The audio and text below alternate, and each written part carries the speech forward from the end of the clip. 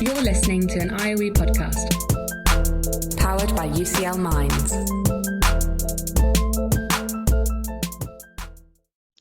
Welcome to the ECF Staffroom. I'm Elaine Long. And I am Mark Quinn. We are programme leaders for the UCL Early Career Teacher Development Programme. Why are we in the staff room? We are here because this is where the best professional learning conversations always take place. This is where problems can be aired bluntly and where solutions can be explored. Over the course of this series, we will hear the voices of different colleagues as they come into the ECF staff room. We will hear from early career teachers themselves and from the mentors and induction tutors who support them. We will talk about all things ECF, the challenges and the joys. So why don't you enjoy a coffee with us, perhaps even grab a biscuit and sit down to half an hour of ECF staff room chat.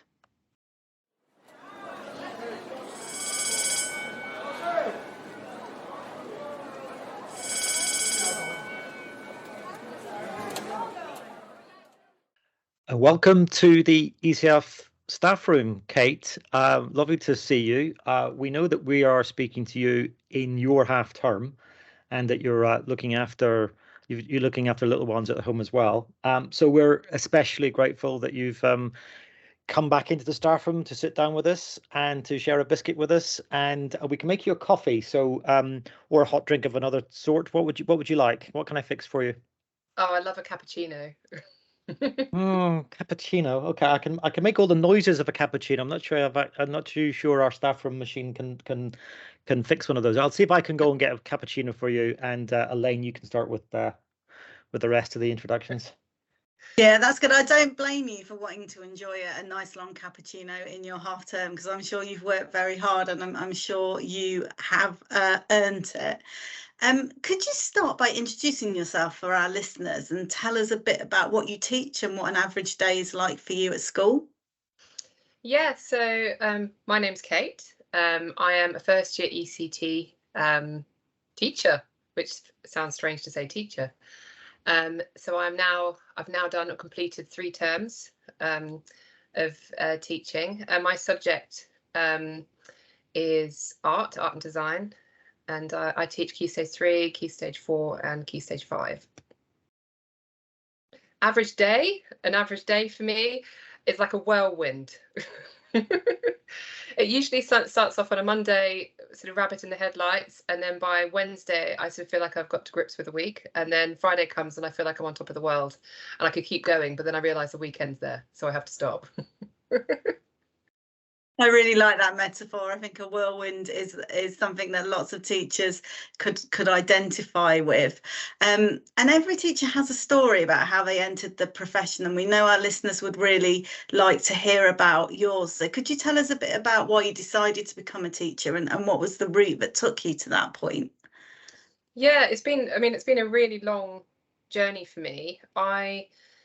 This is obviously you can see me on screen, but I'm not fresh out of university. I'm probably in my 3rd career, and hopefully final. I was because obviously I'm doing art as a subject. I was doing an art degree, a master's in set design for film and TV, and that's where I thought my journey was going to go and lead me into the film industry. And I did work in Manchester and Leeds and London, sort of in various different films for a couple of years. But I don't know, I was in my early 20s and I wanted a bit of a change. So I got into marketing, lots of traveling, got into marketing, worked in Australia for a couple of years, and came back over here to England in my early 30s and continued in a sort of e-commerce retail role for I think I've worked in it about 15 years. And then COVID hit, and I had at that point about a 3-year-old. I think he was about 2.5-3-year-old at that point at home. And I was at that point a consultant, and the work dried up. People weren't spending extra money on consultancy. And so I had a long period of time at home, and it really did give me time to think about what my next steps would be. And I hadn't been challenged or feeling kind of the value in what I'd been doing for quite a while. And teaching, again, it sort of resurfaced throughout this whole journey. And over the COVID period, I did a book called The Pathfinder, and it sort of looks at your values and where you should take where you could take yourself based on personality tests and lots of other clues. And teaching cropped up again, and so I started to pursue it. And then it became a reality last year. And was it last year or the year before?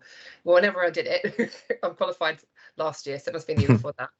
And and then I went back to university. So that's a very kind of long roundabout way of, it's not been a quick decision. It's taken me a long time to get to this point, but I'm very happy that I've done it. It's really fascinating, actually, to hear your journey, and you're in a quite unique position in that you can compare teaching to earlier careers. And I just wondered how teaching does compare to some of your early careers in terms of the sort of opportunities and challenges of it. I mean, it's very different in terms of what I'm doing day to day, hour to hour, minute to minute. It's more restrictive in a sense that I was very office based before, and so you sort of, I've got to do this task, I just need to go and put the kettle on. So you could just kind of be a bit more fluid and flexible in your approach to your daily tasks, and more in control, I guess. Very much now the bell is my controller, and I've learned to sort of pack a flask in the morning, and that's it for the day. But in terms of what I'm drawing upon, I guess in the politics, in terms of what happens in any workplace, it's very similar. But I think teachers tend to be a lot more open and kind of open to meeting new people. And I guess because of the training that they do, dealing with children, students, sort of day in, day out, I think there is an element of open-mindedness you might not get in other workplaces. The creativity is very different. So I was kind of more towards the end of my second career. I was more kind of strategic, dealing with money, trying to be creative in that way, creative campaigns, and trying to sort of increase sales revenue. And it had a budget, that was my creative side. Whereas now I'm able to explore a lot more of my sort of earlier creativity and inner creativity, not directly, I guess indirectly through students. Do you think you're a different teacher now than you would have been if you had trained as a teacher rather than go through your previous two careers? Yes, I don't think I would have managed it as a profession. If I'm honest, in my early 20s, I had different priorities back then. I did genuinely want to travel everywhere. And actually teaching would have allowed me to do that. But I am actually Australian by birth, so I didn't really need it to go and work in Australia, and that's where I ended up living. I think the organisation, being quite using my time effectively, being efficient in what I do is really, I think that has been drawn out of experiences in industry that I wouldn't have been able, I know that I wouldn't have been able to do it in the same way, and also confidence. I definitely wasn't. I was confident in different ways in my early 20s, but I think in terms of being a good teacher and getting the most out of myself and for students, I definitely think I'm better now than I was then. Yeah, this is really interesting because we know that compared to other countries internationally, the workforce in England, the teaching workforce in England, is the youngest. In other countries, people don't often start teaching quite so young, or they don't leave the profession quite so young as unfortunately they do in England. And you must have come across this, as you were training. I guess you were training amongst other young things, and perhaps you've got other ECTs in your school now, or do you feel that you have more to bring to teaching because you actually have had a few more years on the road? In terms of what I can bring, yes. I think I haven't seen the full benefit of it yet because I'm still new. You are rabbit in the headlights when you start. So I know once I start getting more established and finding my feet, which I am every day, every term, I'm sort of, wow, I've come a long way. I haven't reaped sort of the full benefit of it yet, but I'm excited about how I'm going to do that.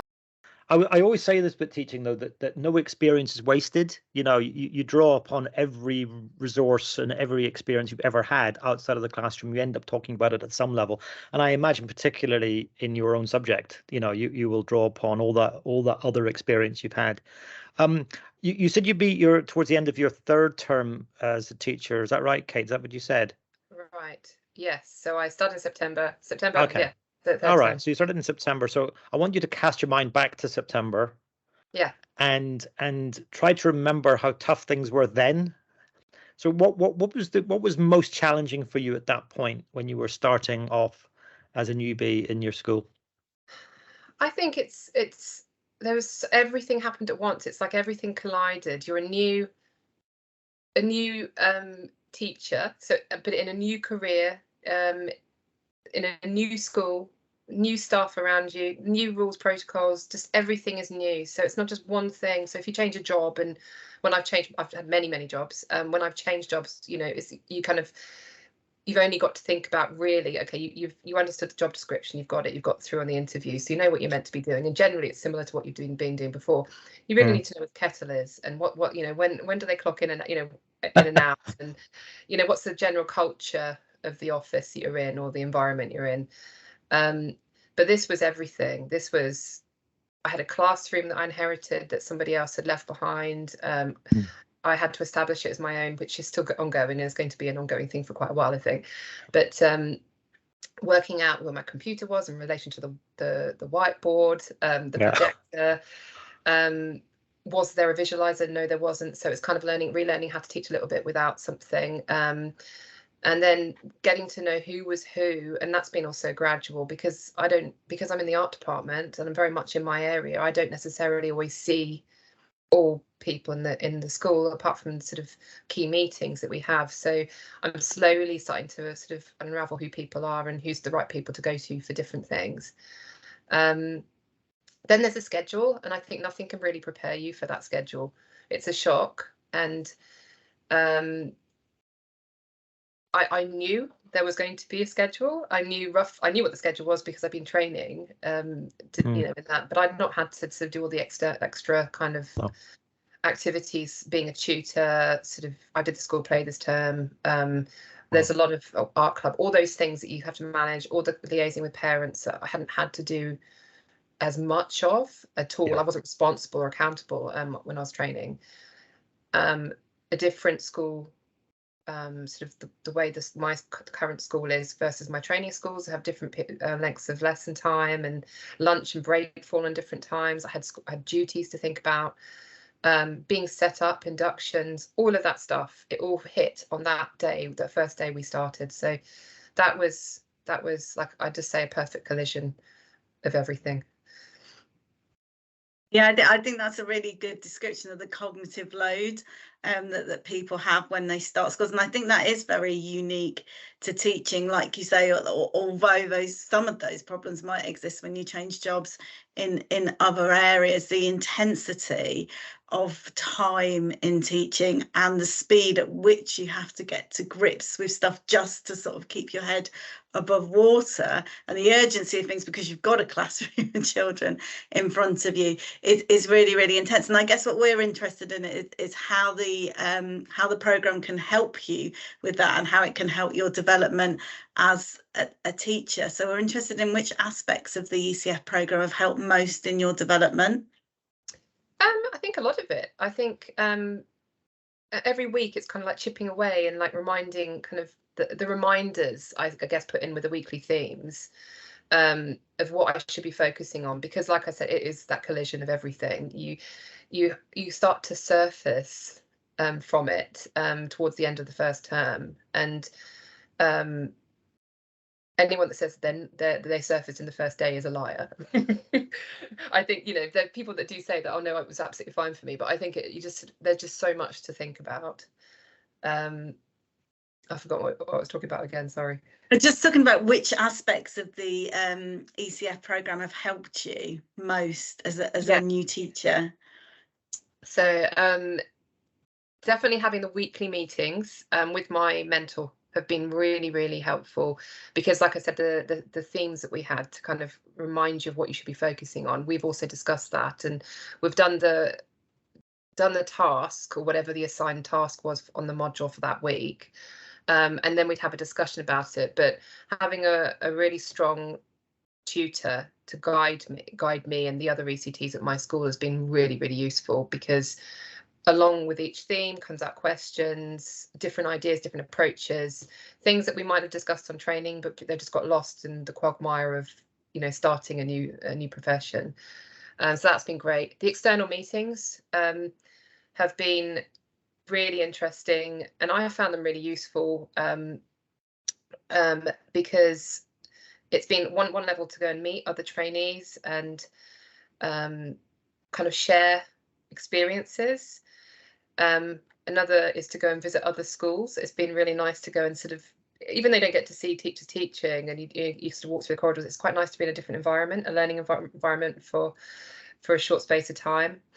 And then I'm very fortunate that I feel very fortunate. I've got an excellent, I'm not actually sure of her title, but she manages us in our area. So all the ECTs that come together on our external meets, she's a deputy head at a school, but she's also got a creative background history. So she delivers a really, really strong program for us. And yeah, so I feel quite lucky to have that. So I think it's all of it working together. It really helps solidify, you know, ideas and what we already know, but you've forgotten, or it's been put in the back burner.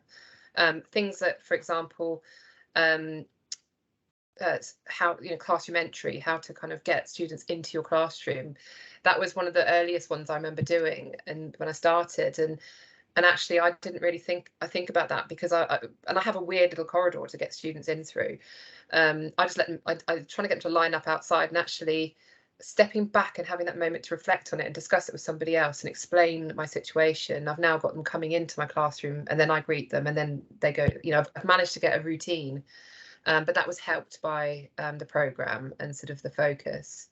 Behaviour management, just re-cementing what you know, but a different school, you have to learn their policies, and then classroom practice. So I think the classroom practice side of it ties in quite often with your school CPD. So we've been lucky to have Tom Sherrington come, and he's working with our school at the moment.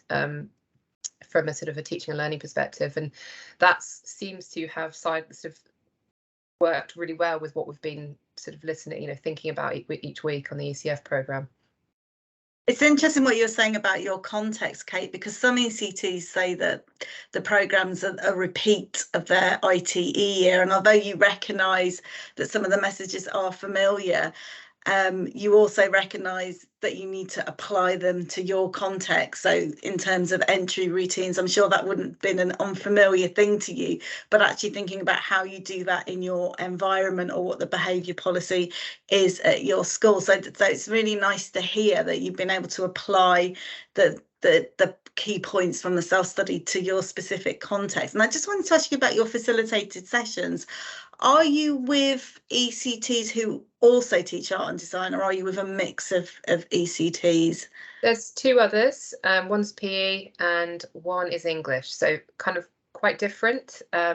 We all bring different strategies. A lot of strategies for some of the other subjects don't really apply to art in the same way, although people might disagree with me on that. But you know, my main goal is to get students to practical quite quickly, and obviously they understand the task and all the other things that go with it. But I think a lot of the PE maybe is a bit like that as well, but a lot of the kind of more smaller chunked tasks that they might do in English or maths or some other subjects, my mentor is a science teacher.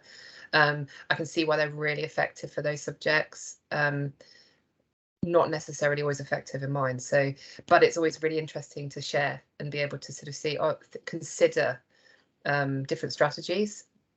So is that a quite a useful discussion you have with your mentor, sort of comparing what might work in a science classroom and what might work in an art classroom, and the reasons for that? Yes, and also sometimes it's maybe that I've kind of sort of said no to it too quickly as an idea, and then I think about it and think actually, or sometimes I leave those meetings and think I've dismissed it, and then I'm driving home and I think actually maybe it's my approach to it that's wrong, that I could use some elements of it to support me. Or sometimes it's just the thought of it, like, have I thought about it? No, I haven't. Maybe, yeah. How could I one day? And a lot of it is one day, because I'm still sort of I feel like I'm very much finding my feet. Starter tasks was a really good one, because I knew about starter tasks, obviously, on my training. I know how important it is, sort of the recapping and recalling and revisiting information. But we didn't actually have any of that pre-designed in my schemes of work, which is probably a common thing. But I feel that my second year in ECT, I'm going to have the benefits of this year's work that I put in to kind of try and establish starter tasks. But a lot of that is off the back of those conversations I had weekly, different ideas, testing, not just sort of recalling or recapping what we've been doing in class, but like key vocabulary and ways of methods of making starters a bit more fun, but also effective. I think we need to give your mentor a shout out, Kate, because it sounds like they're doing a great job. Yeah, I mean, to be fair, if I'm honest, I feel like she tends to be a troubleshooter for us, and we go to her with all of our sort of woes, but it's nice to have somebody to go to. Yeah. But she is a really, really highly skilled practitioner herself, and I've got to observe one of her lessons the other day, and very different to mine, but you sort of think, wow.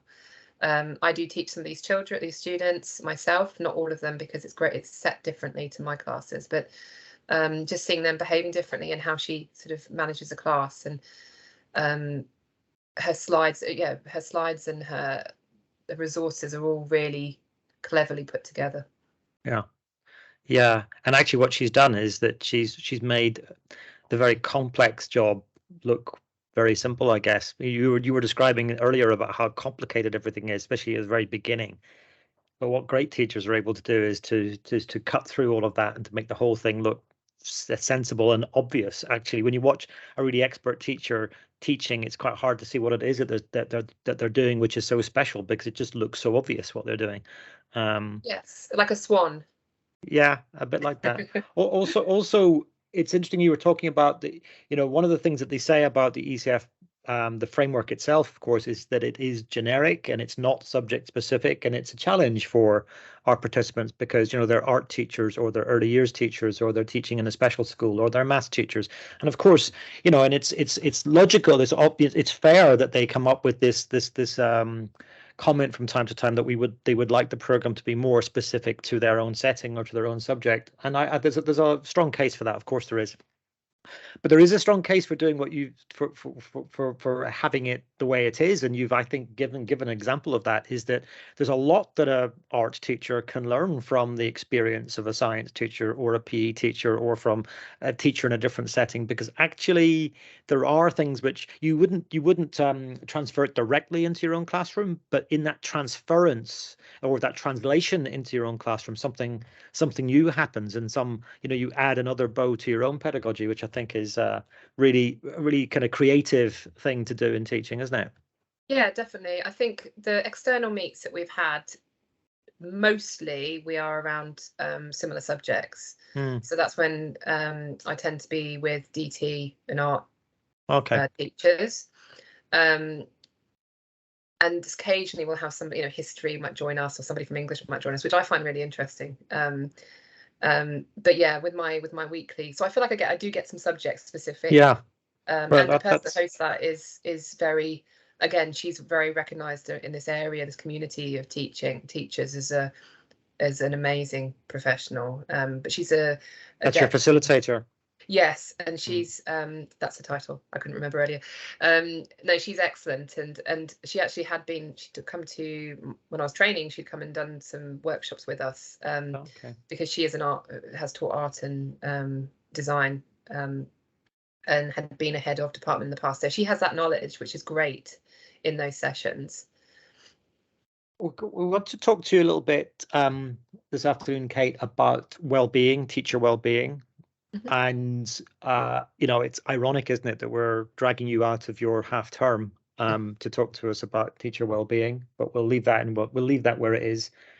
It's always been a really important question. Perhaps we're more conscious of it as a question these days because the profession is struggling somewhat to keep teachers in teaching, and the well-being agenda therefore has risen up, I think quite rightly.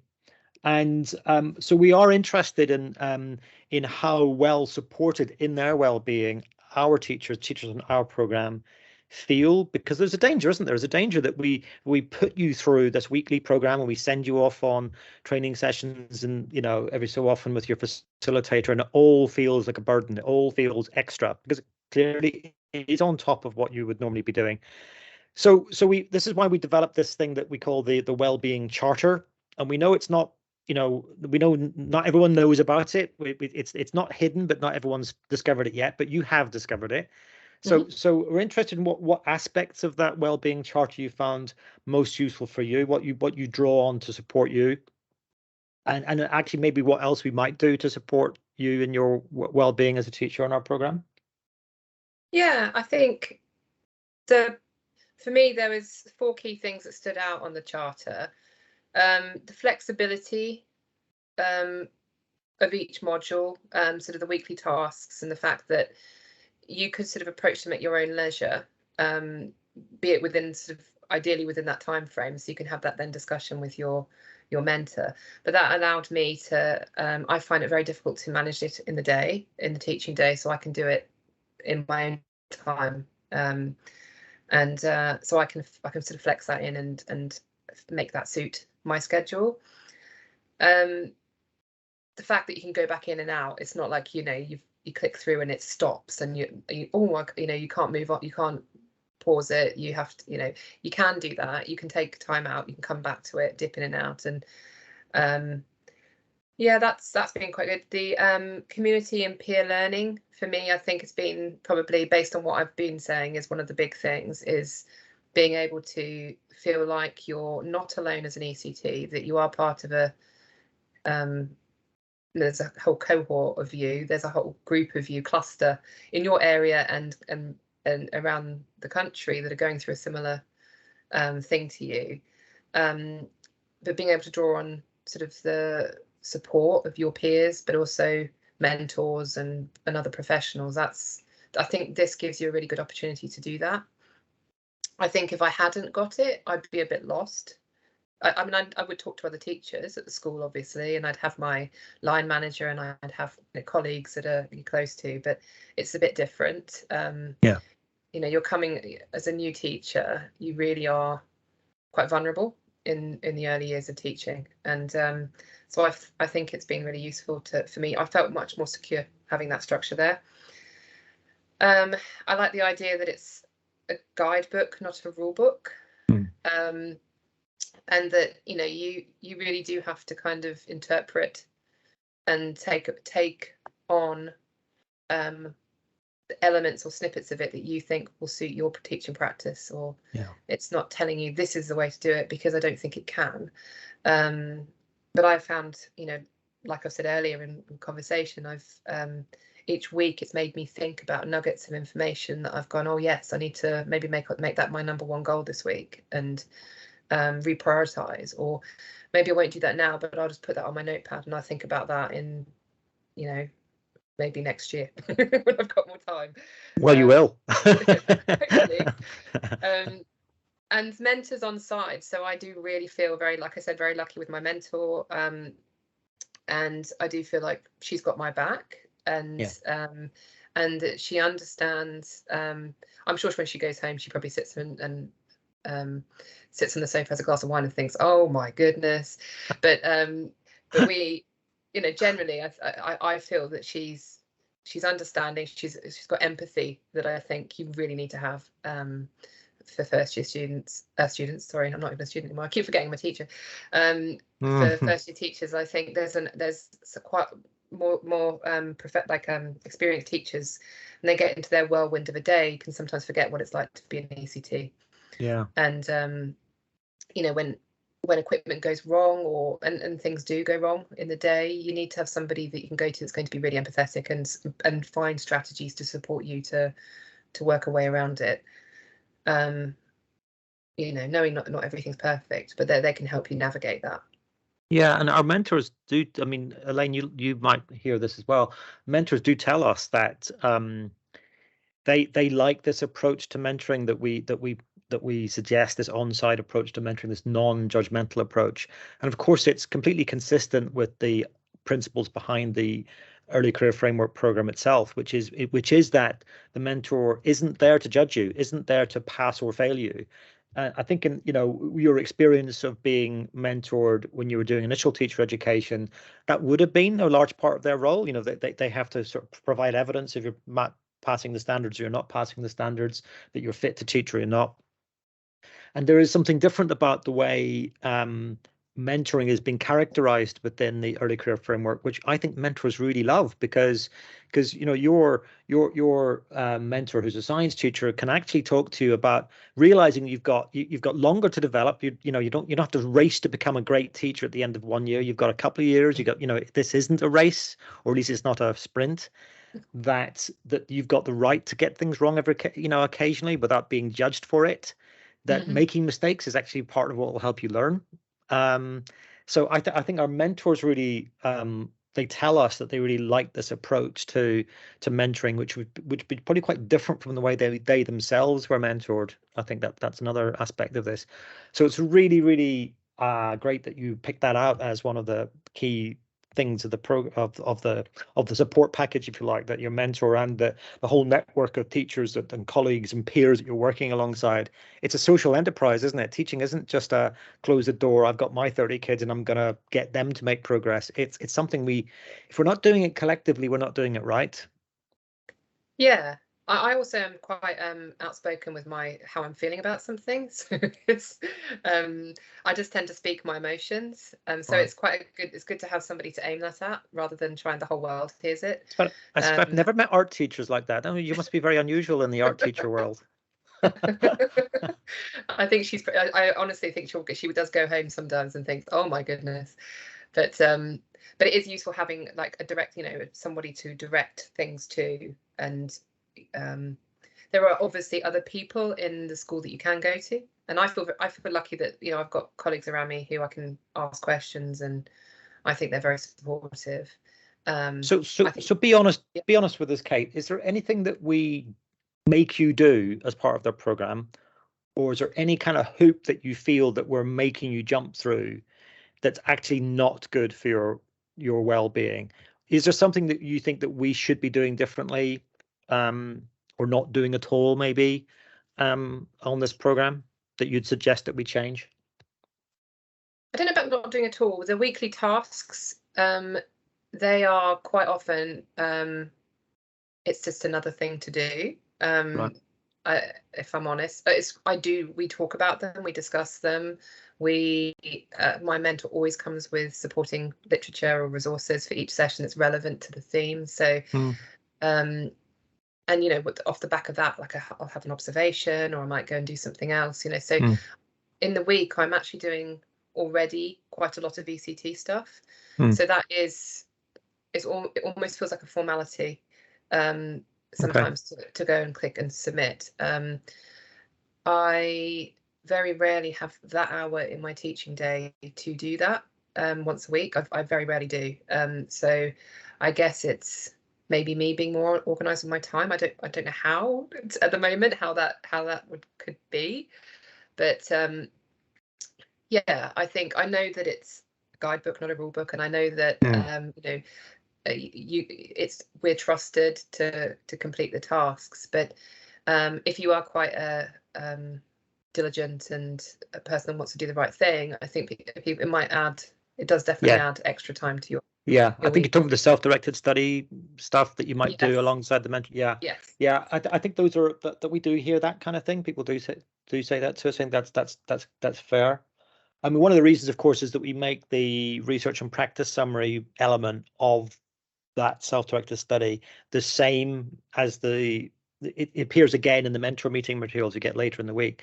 So there's a reason why that happens, because you only have to do it once. It's and also we do We talk about, scanning through the sessions first, working out, which bits of it make more sense to you, sort of tailoring the session for your own needs rather than feeling you got to plow through every one of these suggested activities. There's probably more activities there than any individual teacher would need to go through. But yeah, I mean, point taken. That's good. That's good feedback. That's what we want to hear. But the most important thing is it's not getting in the way. You're not allowing that to get in the way of your own progress. No, I use it as a refocus. So I use those sessions as a refocus, and sometimes I come to the session with more than other times. So right. Yeah, I think I do like the self-reflection element of it. I think that's really, really, for me, that's the most valuable part of those things, is to go and think, how am I doing what is just said? How am I doing that? How do I grade myself? What could I do to improve? How am I going to do that? What's, and then obviously the mentor meeting that follows up, and you can share insight. That's really helpful. But I don't think it's not that it's not interesting and it's not useful stuff. It's just in terms of the time and the schedule that's already quite busy. It's just extra, but that's the only thing really. Excellent. What I noticed when you're talking, Kate, and you're probably quite modest and humble about this, but there's a real sense of you driving your own learning and taking responsibility and having agency for it. And that really comes across, I think, as quite a honest and critical and reflective way of approaching your learning. I think that's a real skill you have that probably not all teachers enter the profession with, but it's certainly obviously really, really helping you to be successful. We have two final questions for you actually. The first one is, I'm sure time's moving pretty quickly, but fast forward to next term, or maybe even let's say next academic year, perhaps even when you start year 2 of the programme, what are you most looking forward to? I think feeling is confidence. I think feeling like I'm not the new kid on the block anymore. I've actually done a year, I've achieved that. Wow. And I think knowing that I've achieved that, knowing what I've achieved so far on my journey, that 1 year craziness, whirlwind, and kind of building upon that. So using my knowledge and starting to, all these things I keep saying, I'm definitely going to do that, definitely going to do that. I'd quite like to start doing some of those things. I think being on top of my schedule, feeling more in control of it, like I'm almost directing it a little bit more than it's directing me, although obviously you can't change a school bell. But I feel like this year I've been very short term, sort of fighting fires in terms of my planning, but I'd like to be a little bit more longer term. And that would be a big goal for me, to be longer term. I think refining my sort of lessons, my schemes of work, my practice, like really starting to fine tune it a little bit more. I know that I've got the basics in place from this year, but feeling a lot more in control of everything.